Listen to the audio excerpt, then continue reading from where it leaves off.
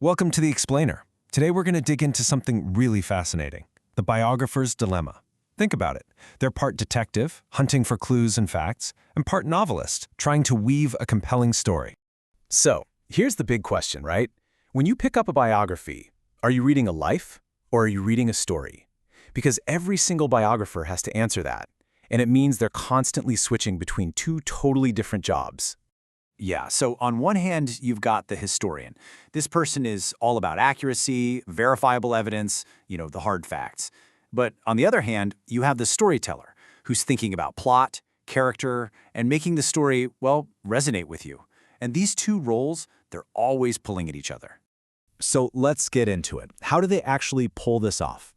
First up, let's look at the historian side of things, that relentless quest for the truth. Okay, so the foundation for any good biography is, of course, evidence. And that evidence really comes in two main flavors. You've got your primary sources. These are the real deal, direct glimpses into the past. We're talking letters, diaries, official documents. Then you have secondary sources, which are people's interpretations of the past. Think other biographies, historical articles, that kind of thing. But here's the thing. A good biographer can't just take any of this stuff at face value. No way. They have to be detectives. They're constantly asking, who made this? Why did they make it? What's their angle? And crucially, does this piece of information line up with what other sources are saying? And this leads to a really important point. Historical truth isn't something you just find lying around. It's something you have to build. Biographers are taking all these fragmented, sometimes even contradictory pieces of evidence and constructing the most credible version of the story they possibly can. All right, so we've got our pile of facts. Now let's switch hats. Let's look at the art of the story. How do you turn what could be a really dry list of events into a life that we actually care about reading? Well, they borrow from the novelist's toolkit, really. They look for a plot, the key turning points and conflicts. They develop a character, a real three-dimensional person. They have to reconstruct the entire world, the setting that the person lived in.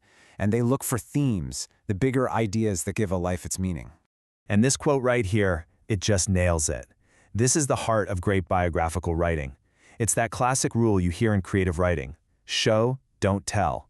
It's not enough for a biographer to tell you someone was brilliant or brave. They have to show you through their actions, their words, and their relationships.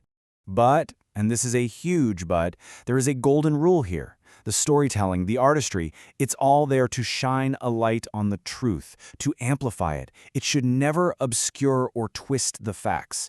The story always serves the truth, not the other way around.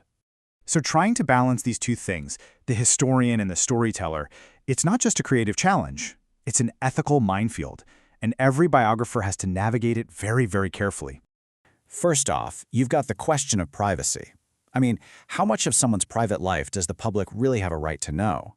If you find something deeply personal in a private diary, is it essential to understanding their public life? Or is it just gossip? There are no easy answers here. And then there's this. How do you actually portray the person? It is so tempting to paint them as either a hero or a villain, right? It makes for a simpler story, but real life isn't that simple.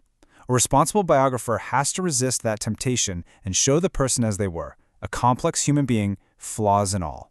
And maybe most profound of all, there's the question of legacy. Think about it. The biographer is shaping how someone will be remembered for generations. The subject can't speak for themselves anymore, so the writer literally becomes the custodian of their legacy. That is an enormous weight to carry. Okay, so how does all this actually look in practice? When the final portrait is painted, what does it look like? Well, the central challenge, the main puzzle, really changes depending on who you're writing about. This table gives some great examples. If you're writing about a scientist, for instance, your big challenge is making their super complex work understandable without dumbing it down. For a political leader, you've got to explain their use of power and its consequences without just turning them into a good guy or a bad guy. And for an artist, the trick is to connect their life to their art without making it seem like some simple reductive equation. So at the end of the day, the goal isn't for one side to win. It's not about the historian beating the storyteller, or vice versa. The best biographies achieve this incredible synthesis. They bring the two together to create something that's way more powerful than just a history book or just a novel could ever be alone. And that's the real takeaway here. This dilemma, this tension between fact and story, it isn't a problem that needs to be solved.